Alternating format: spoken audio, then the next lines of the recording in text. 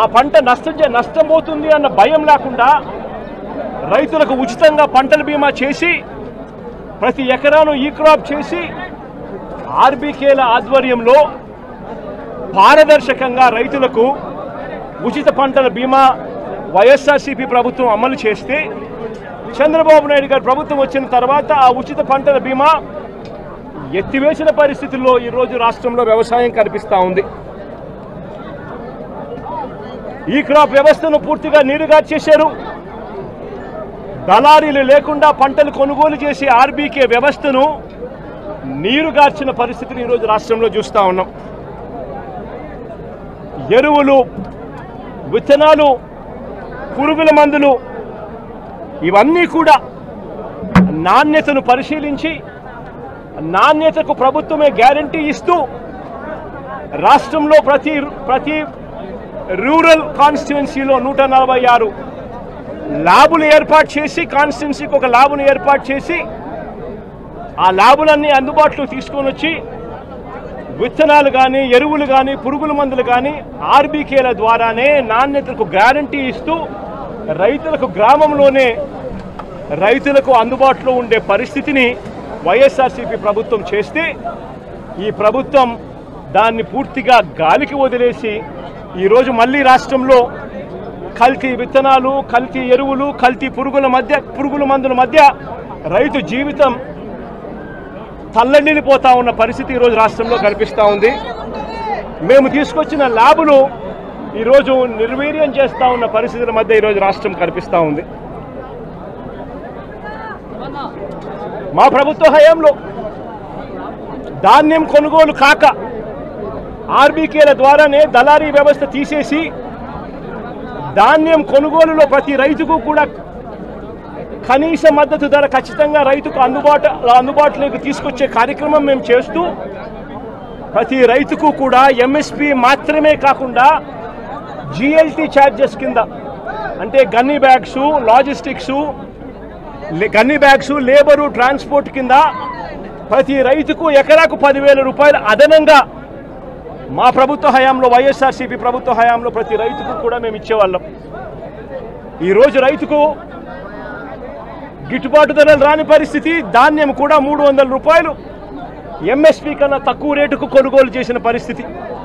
రైతు అమ్ముకున్న పరిస్థితి దళారీలకు.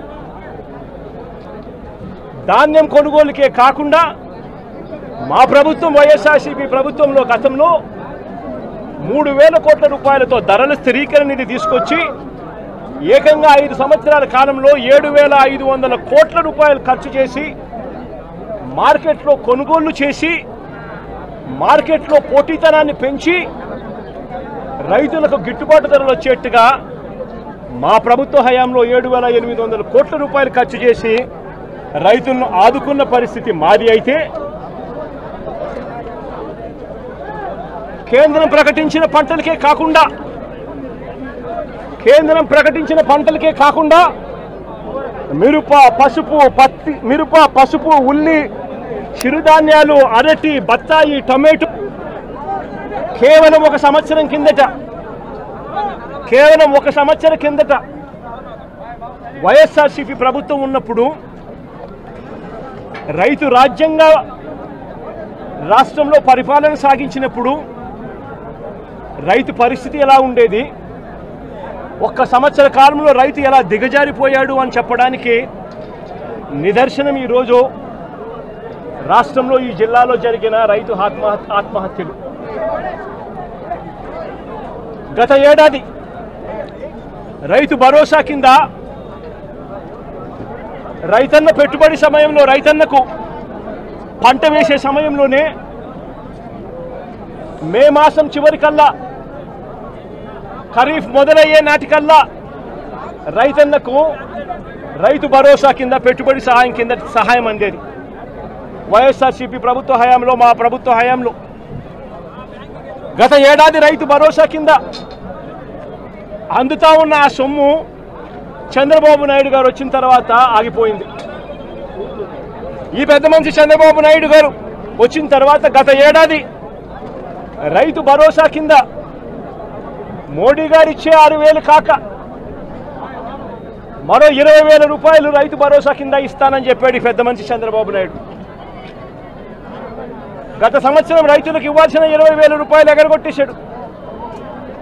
ఈ సంవత్సరం కూడా జూన్ 10వ తారీఖున మోడీ గారు ఇవ్వాల్సింది ఇచ్చేసింది, చంద్రబాబు నాయుడు గారు ఇవ్వాల్సింది మాత్రం ఎగరగొట్టిన పరిస్థితుల మధ్య ఈరోజు రాష్ట్రంలో వ్యవసాయం జరుగుతూ ఉంది. రైతు పరిస్థితి అధ్వానంగా. సమయానికే సీజన్ ముగిసేలోగానే ఇన్పుట్ సబ్సిడీ ఇచ్చే సాంప్రదాయాన్ని గత ప్రభుత్వం అంటే గతంలో వైఎస్ఆర్సీపీ ప్రభుత్వ హయాంలో ఉండేది. ఏ సీజన్ ముగిసేలోగా ఆ సీజన్లో జరిగిన నష్టాన్ని ఆ సీజన్ ముగిసేలోగానే మరుసటి సీజన్ వచ్చేలోగానే రైతన్నకు ఇన్పుట్ సబ్సిడీ కింద సహాయం అందేది. ఈరోజు ఆ ప్రక్రియను గాలికి వదిలేసిన పరిస్థితుల మధ్య ఈరోజు వ్యవసాయం జరుగుతూ ఉంది. వైఎస్ఆర్సీపీ ప్రభుత్వ హయాంలో అంటే మా ప్రభుత్వ హయాంలో రైతులకు పంట వేసిన తర్వాత ఆ పంట నష్టం పోతుంది అన్న భయం లేకుండా రైతులకు ఉచితంగా పంటల బీమా చేసి ప్రతి ఎకరాను ఈ క్రాప్ చేసి ఆర్బీకేల ఆధ్వర్యంలో పారదర్శకంగా రైతులకు ఉచిత పంటల బీమా వైఎస్ఆర్సీపీ ప్రభుత్వం అమలు చేస్తే చంద్రబాబు నాయుడు గారు ప్రభుత్వం వచ్చిన తర్వాత ఆ ఉచిత పంటల బీమా ఎత్తివేసిన పరిస్థితుల్లో ఈరోజు రాష్ట్రంలో వ్యవసాయం కనిపిస్తూ ఉంది. ఈ క్రాప్ వ్యవస్థను పూర్తిగా నీరుగార్చేశారు. దళారీలు లేకుండా పంటలు కొనుగోలు చేసి ఆర్బీకే వ్యవస్థను నీరుగార్చిన పరిస్థితులు ఈరోజు రాష్ట్రంలో చూస్తూ ఉన్నాం.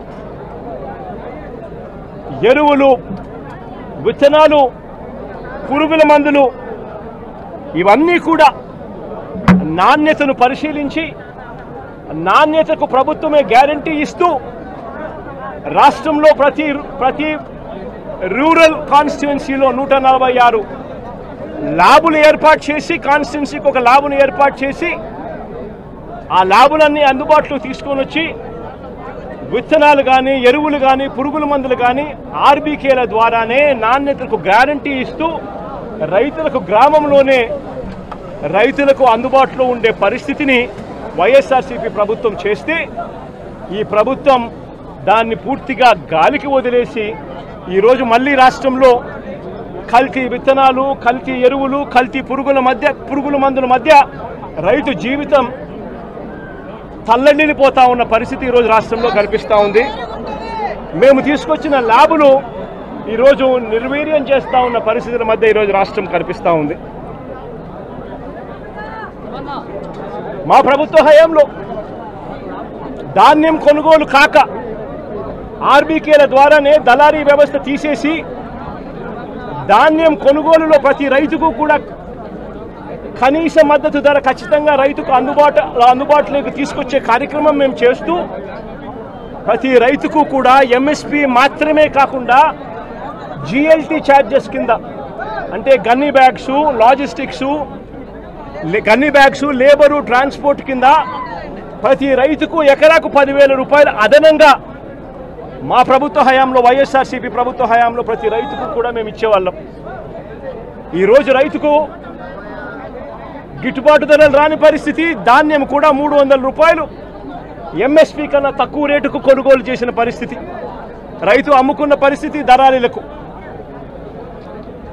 ధాన్యం కొనుగోలుకే కాకుండా మా ప్రభుత్వం వైఎస్ఆర్సీపీ ప్రభుత్వంలో గతంలో 3,000 కోట్ల రూపాయలతో ధరల స్థిరీకరణ నిధి తీసుకొచ్చి ఏకంగా 5 సంవత్సరాల కాలంలో 7,500 కోట్ల రూపాయలు ఖర్చు చేసి మార్కెట్లో కొనుగోళ్లు చేసి మార్కెట్లో పోటీతనాన్ని పెంచి రైతులకు గిట్టుబాటు ధరలు వచ్చేట్టుగా మా ప్రభుత్వ హయాంలో 7,800 కోట్ల రూపాయలు ఖర్చు చేసి రైతులను ఆదుకున్న పరిస్థితి మాది. అయితే కేంద్రం ప్రకటించిన పంటలకే కాకుండా మిరప, పసుపు, ఉల్లి, చిరుధాన్యాలు, అరటి, బత్తాయి, టొమాటో వంటి పంటలకు సైతం ఎంఎస్పీని ప్రకటించి రాష్ట్ర ప్రభుత్వమే దాన్ని ఆర్బీకేలలో దాన్ని పోస్టర్లు వేసి పెట్టి ఆర్బీకేలలోనే అక్కడే పనిచేస్తా ఉన్న అగ్రికల్చరల్ గ్రాడ్యుయేట్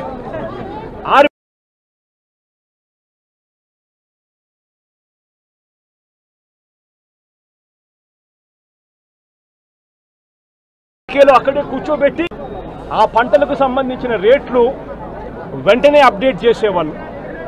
ఏ పంటకైనా కూడా గిట్టుబాటు ధర రాని పరిస్థితి ఎక్కడైనా ఉంటే వెంటనే ప్రభుత్వం ఇన్వాల్వ్ అయ్యేది. జాయింట్ కలెక్టర్లు అందరూ కూడా మార్క్ఫెడ్కు వీళ్ళందరూ కూడా జాయింట్ ఎండీలుగా వీళ్ళందరినీ కూడా నమోదు చేశారు. వెంటనే మార్కెటింగ్ శాఖ ఇన్వాల్వ్ అయ్యి జాయింట్ కలెక్టర్ల ఆధ్వర్యంలో పంటలు కొనుగోలు చేసే పరిస్థితి. ఈరోజు అవన్నీ కూడా గాలికి ఎగిరిపోయిన పరిస్థితుల మధ్య ఈరోజు రాష్ట్రంలో వ్యవసాయం జరుగుతూ ఉంది. ఈరోజు ఈ పొగాకు పంటే తీసుకుంటే ఈ చంద్రబాబు నాయుడు గారి ప్రభుత్వం